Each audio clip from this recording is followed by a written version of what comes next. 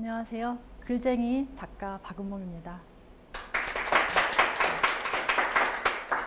우리 1강에서는 명품 인생에 대해서 한번 얘기해 봤었잖아요.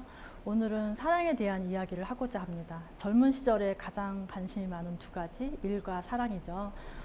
젊은 시절뿐만이 아니라 사실 평생에 걸쳐서 누구나 가장 관심이 많은 두 가지를 꼽으라면 일과 사랑이 될 것 같아요. 그래서 오늘 강의는 사랑 이야기이기 때문에 너무 긴장하거나 어렵게 어떤 지식을 얻으려 하거나 그러지 않아도 될 것 같아요. 감성 지수를 높이고 다 죽어가는 연애세포를 좀 살려서 재미있는 마음으로 같이 참여하면 좋을 것 같습니다. 러시아의 대문호 톨스토이가 쓴 소설 중에서 안나 카레리나라고 있어요. 그 소설을 보면 이런 이야기가 나옵니다. 이 세상에는 사람의 수만큼 많은 마음의 수가 있다. 각자 자기 마음이 하나씩 있잖아요. 사람의 수만큼 많은 마음의 수가 있다. 그리고 그 마음의 수만큼 많은 수만 가지의 사랑이 있다. 수만 가지의 사랑이 있다. 여러분 사랑해 보셨습니까? 연애 해보셨어요? 눈을 반짝이면서 해보신 거 있으신 것 같으세요? 아니세요? 네. 혹시 해보셨다면 한번 기억을 더듬어 보시면 좋을 것 같아요. 한 번 또는 두 번. 할 때마다 똑같나요? 아니면 할 때마다 다른가요? 상대가 바뀌었으니까 당연히 다르기도 하겠지만 두 번째라고 해서 더 쉽지도 않아요. 두 번째라고 해서 더 쉬워지기는커녕 더 어렵고 알면 알수록 더 어렵고 답이 없는 오리무중입니다. 이렇게 너무 많은 빛깔의 사랑이 있고 또 할 때마다 다르고 정답도 없는 게 바로 사랑이라는 감정이겠죠. 요즘 많이 얘기하듯이 낭만적 연애, 이런 사랑에는 정말 여러 가지 빛깔이 있기 때문에 그만큼 더 어렵고 복잡하고 정답이 없습니다. 그럼에도 불구하고 저는 그 사랑이라는 거에 대해서 그 사랑이라는 감정이 우리의 삶에 큰 에너지가 된다. 큰 에너지가 된다라는 말씀 드릴 수 있을 것 같아요. 꼭 남녀 간의 사랑뿐만이 아니라 자식에 대한 사랑이라든가 아까 우리 1강에서 얘기했던 것처럼 일에 대한 열정, 이것도 사랑이죠. 이런 것들도 우리가 어떤 생활을 해나가는 데서 큰 에너지가 된다. 그 말씀 드리고 싶어요. 무엇으로 영감을 깨울 것인가? 갑자기 낭만적 연애하다 영감이라는 단어가 나오니까 조금 어색할 수 있어요. 들어보세요. 무엇으로 우리는 영감을 깨울까요? 영감이라는 건 예술가들한테만 필요한 것은 아닙니다. 최근에 제가 냈던 그 신간 중에 인문학 스캔들이라는 책이 있는데 그 책에는 많은 예술가들의 러브스토리와 또 그 러브스토리가 작품으로 어떻게 연결되었는지에 대한 이야기가 나옵니다. 그러나 사랑이라는 감정이 꼭 예술가들한테만 필요하고 그 사랑을 통한 영감이 예술가들한테만 필요한 것은 아니라는 거죠. 우리에게도 영감이 필요합니다. 영감이라는 건 뭘까요? 영이 깨어나는 감각일 텐데 한마디로 내면의 눈이 떠지는 것입니다. 저의 주관적인 표현으로 하자면 내면의 눈이 떠지는 것입니다. 내면의 눈을 떠지면 모든 것들이 다르게 느껴지죠. 평소에는 둔하게 드라이하게 반응했던 것들도 예민하게 반응하게 되고 많은 정서적, 감각적 인풋이 나한테 막 들어갑니다. 그렇게 되면 나 자신에 대해서 또한 상대에 대해서 사회에 대해서 세상에 대해서 나의 생각들이 아주 민감하게 움직이기 시작하죠. 그럴 때 내가 무엇을 원하는지, 내가 어떻게 살 것인지 이러한 화두들에 대해서 우리의 생각들이 진지해지고 깊어질 수 있다는 거죠. 그러므로 우리에는 정신적 각성이 필요하다. 각성이란 단어를 저는 개인적으로 굉장히 좋아해요. 그러나 좀 뉘앙스가 너 정신 차려 하는 그런 각성이 떠오르기 때문에 조금 부정적인 뉘앙스가 있지만 제가 하고자 하는 각성이라는 것은 그런 뜻이 아니라 내가 살아있다는 걸 생생하게 느낄 수 있고 내 심정이 뛰고 있다는 것을 내가 인지할 수 있는 어떤 깨어있는 상태, 저는 그것을 각성이라고 표현하고 싶습니다. 그리고 우리에게는 그러한 각성이 필요하다는 거죠. 나의 영감을 깨우기 위해서 어떤 일을 할 수 있을까요? 가장 쉬운 예로는 책 읽기, 영화 보기 이런 것들도 나의 감성 지수를 높이고 영감을 깨우는 하나의 수단, 방법이 될 수 있을 거예요. 저는 지금도 내가 너무 무뎌지고 좀 더 드라이해진다는 생각이 들 때 한 2, 3일 정도 모든 외부와 나를 격리시키고 살림과 나를 격리시키고 날밤을 새가면서 영화를 계속 보거나 며칠 동안 또는 날밤을 새가면서 며칠 동안 책만 읽거나 이런 시기를 가끔 갖습니다. 왜냐하면 일상 속에서 잠시 벗어나서 그러한 시간을 가짐으로써 무뎌져 있던 나의 어떤 감각, 정서적인 감각을 되살리고 나를 각성시키는 어떤 의식, 세러머니 같은 거예요. 저한테는. 여러분에게도 그런 것들이 필요하다는 거죠. 그리고 그러한 각성을 예술 작품들이 우리한테 주는 효과이기도 하고 사랑이란 감정 역시 우리한테 그런 각성의 효과를 가지고 있다는 얘기를 하고 싶습니다. 한 번이라도 누군가를 좋아해 본 적이 있다면 아마 공감을 하실 거예요. 누군가를 좋아할 때 어떤 상태가 됐나요? 시인이 된다고들 하잖아요. 유치한 표현들로. 누구나 사랑을 하면 글을 못 쓰는 사람도 시인이 된다고 합니다. 그거는 그만큼 그 감정이 우리의 감성 지수를 예민하게 하고 높여주기 때문이에요. 그만큼 최고의 각성제 역할을 하는 것이죠. 예술가들은 어떨까요? 예술가들은 평소에도 평범한 사람들보다는 예민하고 어떤 감성 지수가 높은 사람들이잖아요. 이런 사람들이 누군가와 사랑에 빠졌을 때 어떨까요?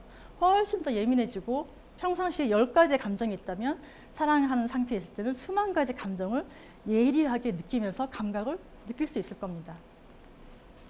바로 그러한 것들이 제가 인문학 스캔들에서 얘기하듯이 어떤 작품의 영감이 돼서 이어질 수 있는 거죠. 따라서 예술가들은 굉장히 많은 사랑을 합니다.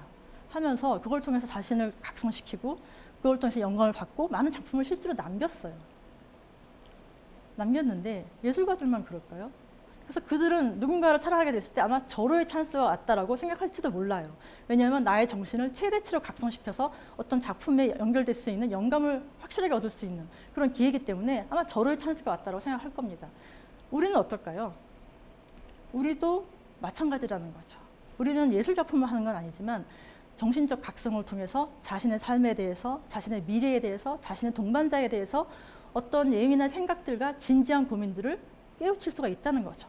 그래서 만약에 여러분이 여러 가지 공부와 취업 준비 여러 가지 바쁜 가운데서도 누군가에 대해서 마음이 설레기 시작했다. 그런 사람이 생겼다.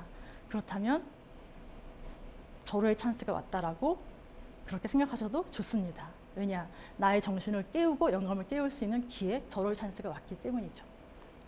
연애와 사랑은 좀 다르잖아요. 연애는 내가 마음먹으면 언제든지 할 수 있어요. 미팅을 할 수도 있고 소개팅을 받을 수도 있고 여러 가지 방법을 통해서 누군가를 교제를 할 수 있습니다. 그러나 누군가에 대해서 내 마음이 진짜 설레기 시작했다는 것은 내가 하고자 한다고 되는 게 아니에요.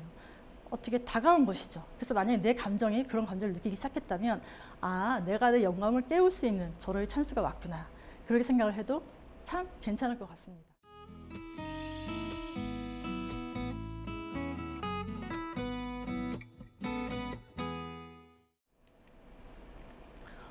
두 번째, 위대한 작품 뒤에는 위험한 사랑이 있었다.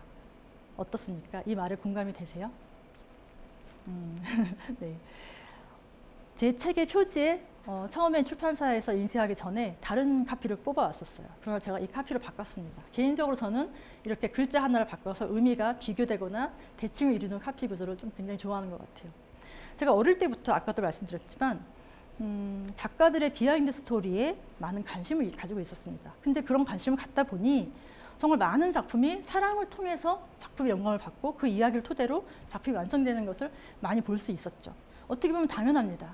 창작을 하는 사람한테는 인생의 모든 경험이 다 작품이 됩니다. 다 작품이 되는데 특히 사랑이라는 경험은 개인에게서는 굉장히 강렬한 경험이기 때문에 당연히 작품으로 연결될 수밖에 없는 것이겠죠.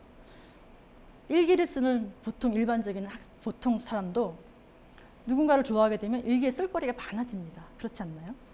하물며 창작을 하는 사람들이 누군가에 대한 감정이 이렇게 풍성해지면 당연히 작품으로 연결될 수밖에 없겠죠.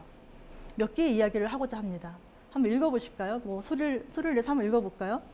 사랑하는 것은 사랑을 받는 이보다 행복하나 아니라 오늘도 나는 너에게 편지를 쓰나니 그리운 이여 그러면 안녕. 설령 이것이 이 세상 마지막 인사가 될지라도 사랑하였으므로 나는 진정 행복하였느라. 그래서 많이 보셨죠? 저희 때는 교과서에 있었는데 요즘도 교과서에 있지 않나요? 유치원님의 시입니다. 저는 이 마지막 그 한 줄 때문에 이 시가 더욱 생명력을 얻는다고 생각을 합니다. 이 작품이 어떻게 나왔을까요? 괜히 나왔을까요? 저는 영감에 대해서 지금 계속 얘기를 하고 있잖아요. 이 작품의 이 마지막 줄 또는 매일매일 너에게 편지를 쓴다는 이것은 창작이 아니라 실제입니다. 유치안이라는 이 시인이 고등학교 교사로 재직할 때 동료 교사를 짝사랑할 때 수년 동안 짝사랑할 때 매일매일 마주치면서 직접 가서 얘기를 못하고 매일매일 편지를 우체통에 가서 자기 옆자리에 있는 동료 교사한테 붙이는 자기 일상을 나는 오늘도 너에게 편지를 쓰나니 마지막에는 사랑하였으므로 나는 진짜 행복하였느라 이런 시를 남기게 되는 것이죠. 이처럼 우리가 영감을 받을 때는 작품을 남기게 됩니다. 몇 개의 그 사례를 좀 더 볼 건데 익숙한 모습인가요? 어떠세요? 이 프랑스 몽소공원에 있는 조각입니다. 동상인데 이 사이즈는 거의 사람 실물 사진하고 사이즈하고 비슷합니다. 저기에 있는 여성은 이 사진 속에 있는 여성 조르주 상드라는 당대의 유명한 여류 작가였습니다. 1800년대. 그리고 저기에서 피아노를 연주하고 있죠. 피아노를 연주하고 있는 저 남성은 쇼팽이라는 우리가 잘 아는 피아니스트 겸 작곡가입니다. 왜 두 사람의 모습이 같이 있을까요? 두 사람은 프랑스에서 동상을 만들어 놓을 정도로 유명한 연인 관계였습니다. 우리가 알다시피 쇼팽은 굉장히 유명한 음악가잖아요. 상대적으로 조르주 상드는 좀 덜 알려져 있지만 당대는 굉장히 유명했었습니다.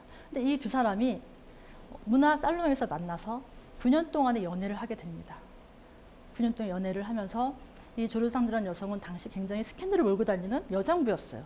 남장을 하고 다니고 술도 마시고, 지금이 아니라 200년 전이니까 굉장히 센세이션했던 여성이죠. 술도 마시고 담배도 피고 남성들과 똑같이 작품 활동을 하는 그런 여장부였습니다. 근데 6살 연하의 쇼팽을 만나서 9년 동안 사랑을 하면서 쇼팽의 영감이자 대화자, 토론자, 또는 쇼팽은 결핵의 병이 굉장히 중요했어요. 오늘 내일 하는 사람이었죠. 병간호를 해주고 쇼팽의 생계를 책임져 주면서 9년 동안 헌신을 합니다. 그때 어떻게 그 9년 동안의 시간 동안 어떻게 되었을까요? 쇼팽은 엄청나게 많은 작품을 그 기간에 남깁니다. 작품 세계가 깊어지고 안정적이 되고 많은 작품을 창작할 수 있게 되죠. 9년이 끝난 다음에 쇼팽은 2년 있다가 요절을 하게 됩니다.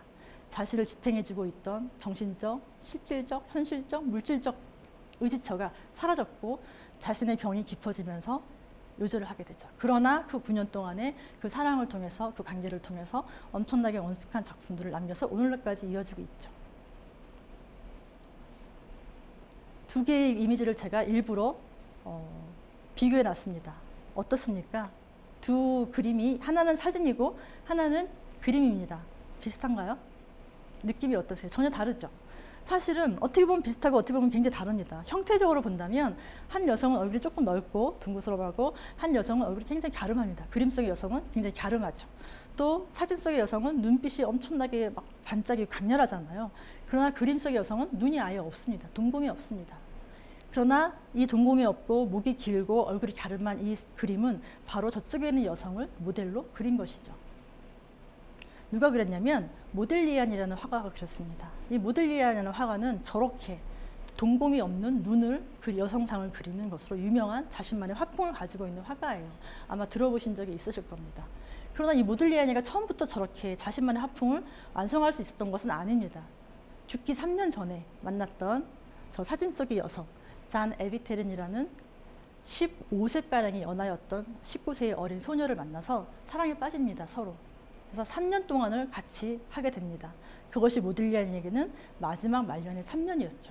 그 3년 동안 그전에는 그리지 못했던 독특한 자신만의 그림 세계를 완성해 나가고 이와 같은 동공이 없는 화풍을 완성합니다. 사실 모딜리아의 당대의 동시대 인물 중에 피카소라는 인물이 있습니다. 친구였고 피카소는 당대에 굉장히 유명해지고 많이 잘 나갔습니다. 심지어는 너무 잘 나가서 돈도 많이 벌었고 명예도 얻었고 우리가 흔히 이야기 속에 알고 있지만 부인도 여러 명 있었잖아요. 6명인가 7명. 그 정도로 잘 나갔을 때 모딜리아니는 알코올 중독에 술에 마약에 또 여성 편력에 온갖 방황을 하면서 작품은 하나도 알려지지 않은 채 굉장히 힘든 인생을 살다가 잔 에비테리라는 여성을 만나게 되는 것이죠. 그리고 그 마지막 3년 동안에 자신만의 그림 세계를 저렇게 완성하고 죽게 됩니다. 병으로 죽게 되는데 죽을 때까지 자신의 작품에 대해서는 인정받지 못했어요. 인정받지 못했는데 신화가 시작된 건 그 죽음 이후입니다. 왜냐하면 모딜리아니가 죽은 다음에 잔 에비테리라는 이 여성은 따라서 자살을 하게 됩니다. 자살한 이유는 이거예요. 내가 평생 당신만의 모델이 되어주겠다라고 항상 얘기를 했었는데 모딜리아니가 죽었잖아요. 천국에까지 가서 난 당신의 모델이 되어주겠다라고 하면서 자살을 하게 됩니다. 이 죽음이 알려지면서 모딜리아의 작품이 재조명을 받게 되고 그 값이, 그 그림값도 500배 이상이 뛰게 되고 그 작품성을 새롭게 조명받게 됩니다.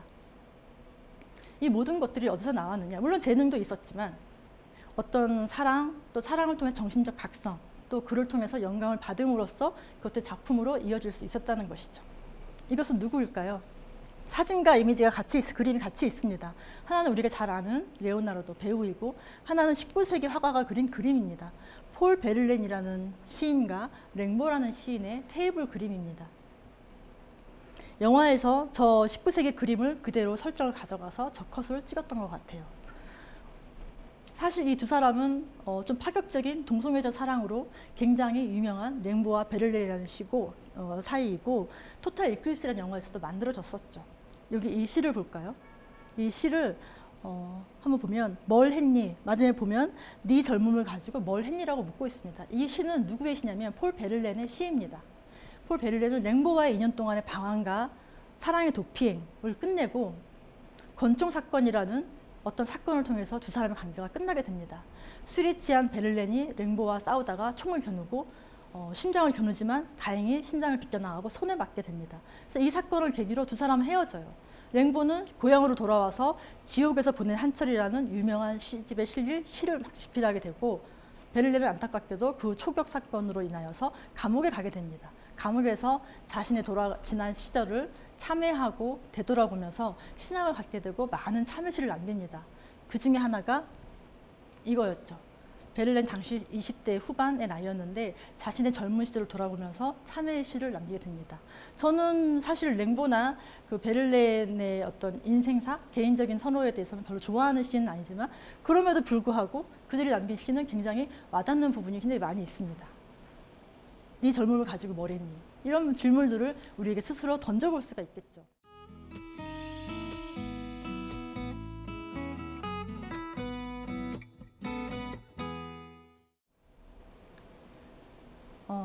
이처럼 예술가들은 사랑이라는 감정을 통해서 많은 작품들을 남겼고 그런 의미에서 제가 이런 말을 드릴 수가 있어요. 사랑이라는 것은 정신적 도약의 문이다.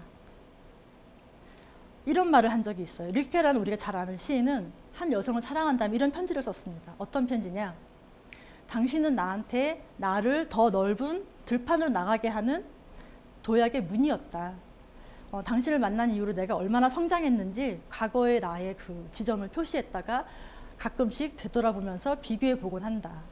내가 더 성장할 수 있도록 도와달라. 이런 말을 했습니다. 그만큼 누군가에 대한 감정과 그 사람과 만나서 이루어진 여러 가지의 스토리들은 한 사람을 성장시킨다는 것이죠. 그래서 만약에 여러분들이 누군가와의 만나서 그 사람과 여러 가지 관계, 갈등 이런 것들을 겪고 있다면, 고민이 있다면 이렇게 생각할 수 있을 것 같아요. 뭐냐면 이 고민, 이 갈등, 이러한 부분들은 내가 이전의 나보다 더 큰 나로 성장하고 있는 것이다. 많은 예술가들이 사랑을 통해서 성공을 하기도 하고 자기 인생을 파멸로 몰고 가기도 합니다. 그래서 이러저러한 모습들이 있어요. 그럼에도 불구하고 한 가지 공통점은 바로 성장을 이뤘다는 것이죠. 그러한 과정을 통하여서 정신적 성장을 이루었다는 것입니다. 마찬가지로 우리도 누군가 만나서 그 사람과 통해서 갈등을 겪고 해결하고 인연을 가져가는 그 과정을 통하여서 우리는 성장한다는 것이죠. 정신적으로. 해서 그 과정이 해피엔딩이 될지 새드엔딩이 될지는 모르지만 중요한 것은 분명한 것은 성장한다는 것입니다. 따라서 좀 전에 얘기했던 것처럼 우리가 누군가를 통해서 힘겨운 시간을 보내고 있다면 이것은 내가 이전의 나보다 더 큰 나로 성장하고 있는 것이다. 그 얘기를 할 수 있겠습니다. 마지막으로 일상의 덫에서 빠져나와라. 이 얘기를 드리고 싶어요. 사실은 사랑 이야기지만 사랑 하나만 이야기하고 있는 것은 아니죠. 우리는 사랑을 통해서 정신적 각성 또는 나를 통한 나에 대한 새로운 발견들을 할 수 있다는 얘기를 하고 있는 것입니다. 우리가 매일매일을 살아가는 일상을 굉장히 소중하게 생각을 하잖아요. 일어나서 먹고 자고 공부하고 외출하고 먹고 자고 공부하고 외출하고 어떻게 보면 우리는 일상을 쳇바퀴 돌아가듯이 똑같은 생활을 하고 있습니다. 일상이 소중하지 않다는 것은 아니죠. 일상은 물론 소중한데 그 일상이 때로는 우리로 하여금 타성에 적게 하는 발목이 되기도 한다는 거예요. 왜냐하면 똑같이 반복되고 있고 루틴한 것이기 때문에 우리가 일상을 똑같이 반복하다 보면 새로운 생각을 하기가 쉽지가 않습니다. 정신적 각성이 잘 이루어지지 않는다는 것이죠. 근데 우리가 나에 대해서 또 우리 미래에 대해서 조금 새로운 어떤 생각들, 창의적인 계획들을 가지려면 정신적 각성이 이루어져야 된다는 것입니다.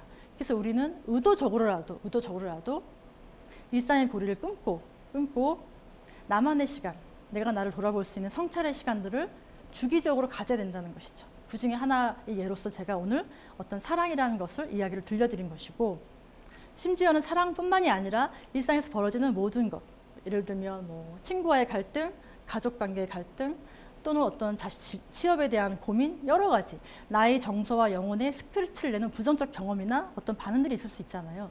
그조차도 모두 나를 성장시킬 수 있는 하나의 도구로 활용할 수 있다라는 것이죠. 내 정서에, 나의 성격에 스크래치를 내는 그 모든 부정적인 경험들조차도 내가 활용하기에 따라서 그것은 나를 성장시키는 좋은 소스가 된다. 롤리타라는 소설에 이런 이야기가 비유가 나옵니다. 그 남자 주인공이 한 소녀를 사랑하기 전과 사랑한 후를 어떻게 표현하냐면 선 돌로레아기, 후 돌로레아기. 뭐냐면 그 돌로레아라는 것은 자기가 사랑하는 소녀의 애칭이었어요. 그러니까 돌로레아를 사랑하기 전과 후로 자기 인생을 나눈다는 겁니다. 그만큼 그 전에 나와 그 후에 나는 다른 모습이고 다른 삶이다. 다른 모습이 됐다는 것은 제가 오늘 얘기하는 것처럼 어떤 성장을, 정치적 성장을 이뤄낸다는 것입니다. 그래서 제가 여러분한테 마지막으로 드리고 싶은 얘기는 사랑, 어떤 자신의 진로에 대한 고민, 그 모든 것들이 지금은 힘들고 어두운 정서를 나한테 줄 수가 있어요.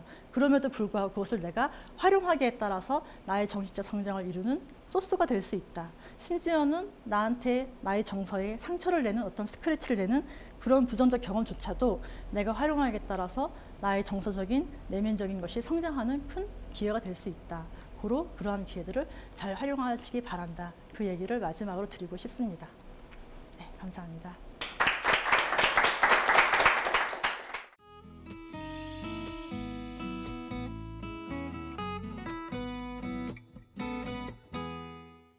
이번 시간에는 또 연애에 관한 이야기를 해주셨어요. 아무래도 많은 분들이 관심 있게 들어주시지 않았을까 싶은데요. 참 그렇습니다. 취업준비생 분들이요, 여러 가지 힘든 상황이 굉장히 많으시잖아요. 그래서 아무래도 좀 연애, 사랑 이런 감정을 좀 뒤로 미루는 경우가 많은 것 같아요. 어떻게 생각하세요, 선생님? 굉장히 어려운 질문 같아요. 저도 이제 강의를 준비하면서 과연 어떻게 받아들일까 이제 그런 생각들을 했었어요. 사실 저 역시 재수할 때 연애를 하는 바람에 참 공부에 데미지를 입고 대학을 떨어졌던 경험이 있습니다. 그래서 현실적으로 볼 때 제가 했던 말들이 현실에 먹히지 않을 수 있어요. 사랑하느라고 취업 준비 못하고 하면은 그게 무슨 의미가 있겠습니까? 그렇죠?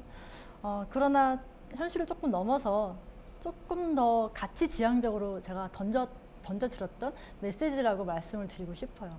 단순히 내가 남자를 사귀고 여친을 사귀고 이런 차원의 것이 아니라 어떤 진지한 감정을 통해서 나를 돌아보는 하나의 예시로 저는 사랑을 여러분께 드린 겁니다. 그리고 뭐 누구를 사귀고 만나고 하는 것들이 돈이 없어서 또는 시간이 없어서 그런 것이 아니라 어떤 소소한 진실한 만남으로서의 그것을 바라본다면 내가 지금 시간이 없거나 돈이 없거나 어떤 인연들을 소중히 해나갈 수 있을 것 같아요. 근데 지금은 솔직히 돈이 없으면 연애를 못 해내시다라고 합니다.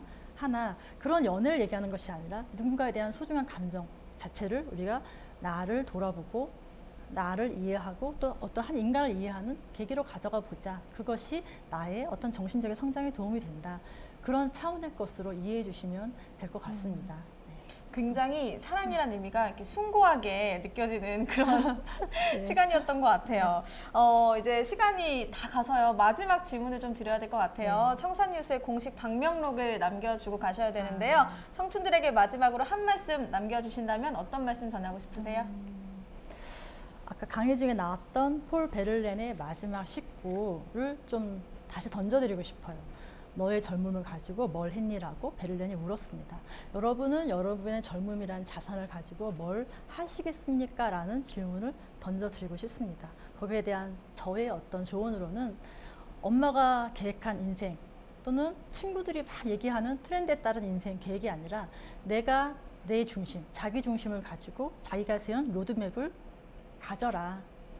그리고 자신의 젊음을 자산으로 삼아서 그 로드맵을 따라서 걸어가자. 그 얘기를 드리고 싶습니다. 네, 오늘 좋은 강연 감사합니다. 네, 그동안 좀 좀 청산유수에서 쉽게 들어볼 수 없었던 주제였던 것 같아요. 사랑이란 주제에 대해서 이야기를 좀 들을 수 있었는데요. 여러분의 우리 젊은 날 사랑과 만남을 통해서 내적 성숙까지 이루실 수 있는 여러분이 되시길 바라면서 오늘 강의는 여기서 마치겠습니다. 멈춰있던 마음과 생각이 흐르는 시간 청산유수 오늘 강의 여기까지입니다. 고맙습니다.